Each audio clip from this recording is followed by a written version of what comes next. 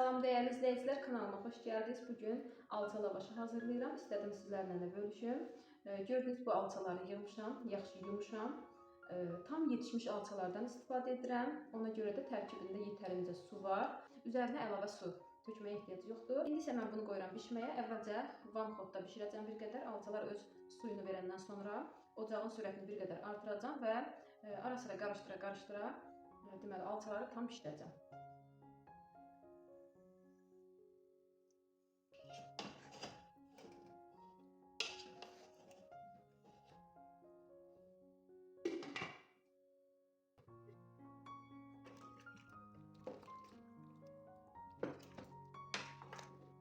Gördüyünüz kimi artıq qaynayır və üzərinə çıxan köpükləri mən belə yığıram. Ona görə ki, üstü tam köpük ilə dolarsa daşa bilər. Bu mərhələdə daha çox bişirirəm alçanı. Həm tumundan rahatlıqla ayrılsın, həm də bu su azalsın.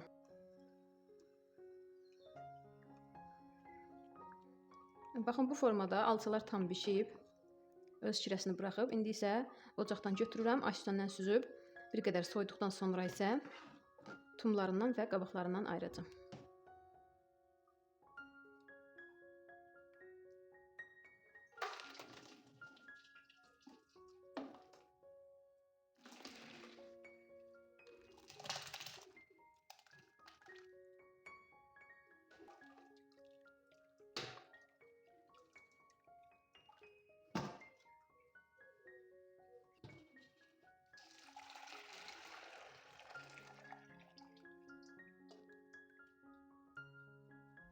Videodan da gördüyünüz kimi əvvəlcə suyunu süzdüm, daha sonra isə meyvələri bu formada biraz soyduram və soyandan sonra aş üstündən keçirdəcəm. Çıxan meyvənin hansı ki bu ətli hissələri var, onu da suyun üzərinə əlavə edib qaynadacağam. Alçalar soyana qədər isə mən şirəni artıq qoyuram ocağın üzərinə qaynamağa. Nə qədər çox qaynasa, daha tez qatlaşacaq.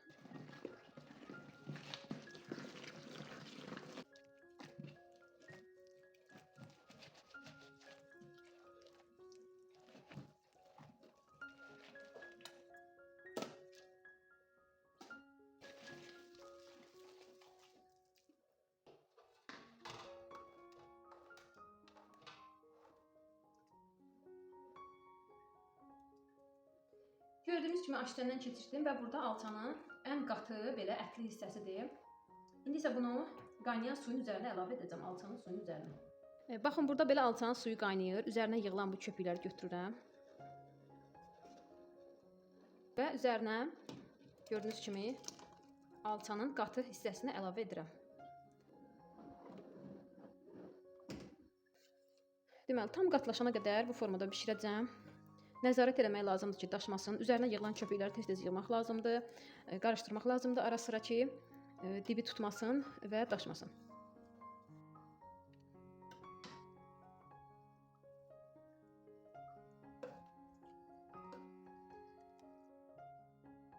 Gördüyünüz kimi artıq turşu bir qədər qatlaşıb. İndi isə ocağın üzərinə qalın bir dəmir yerləşdirirəm və 2-3 xörək qaşığı duz əlavə edib duzu yayıram. Daha sonra isə qazanı ocağın üzərinə yerləşdirirəm. Belə olan halda turşu qaynadıqca kənara tökülməyəcək və biz onu rahatlıqla qarışdırıb qatılığına nəzarət edə bilirik.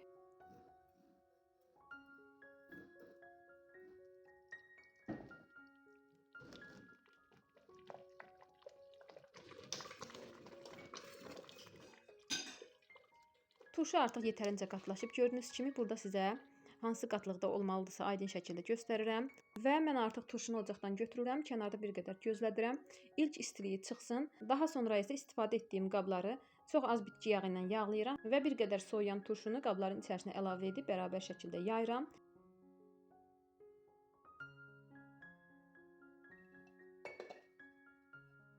Daha sonra isə günəş şüaları altında qurumağa qoyuram. Havalar çox isti olduğuna görə hal-hazırda bir günə demək olar ki, məndə lavaşlar qurudu. Gördüyünüz kimi artıq lavaşlar quruyub. İndi isə mən onları qablardan çıxardıram. Əvvəlcə bıçaqla kənarlarını bir qədər ayırıram və gördüyünüz kimi asanlıqla çıxır.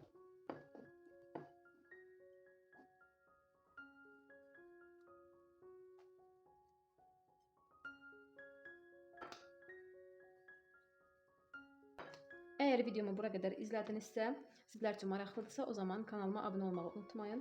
Daha çox videoların gəlməsi üçün abunə olun, like edin və fikirlərinizi də qeyd edin. Sizlər alça lavaşını necə hazırlayırsınız? Daha sonra isə lavaşları açıq havada bir gündə gözlədirəm. Hər iki üzü bir qədər də quruyur və artıq hazırdır. Gördüyünüz kimi lavaşları bir gündə açıq havada saxladım. Baxın, belə hər iki üzü tam quruyub.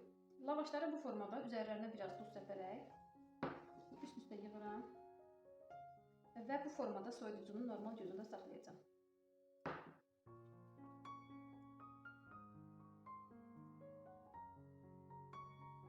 Bu formada paketə yerləşdirirəm.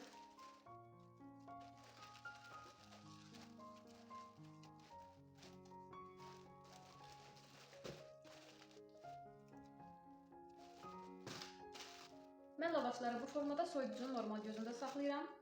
Çox gözəl qalır. Sizlər də bu formada istədiyiniz meyvədən lavaş hazırlaya bilərsiniz. Hazırlayan hər kəs videonu diqqətlə izləsin. Nəsə suallarınız olarsa, rəylərdə qeyd edin, cavablandıracağam. Əgər videomu bəyəndinizsə kanalıma abunə olaraq mənə dəstək ola bilərsiniz. Yeni videolarımdan xəbərdar ola bilərsiniz.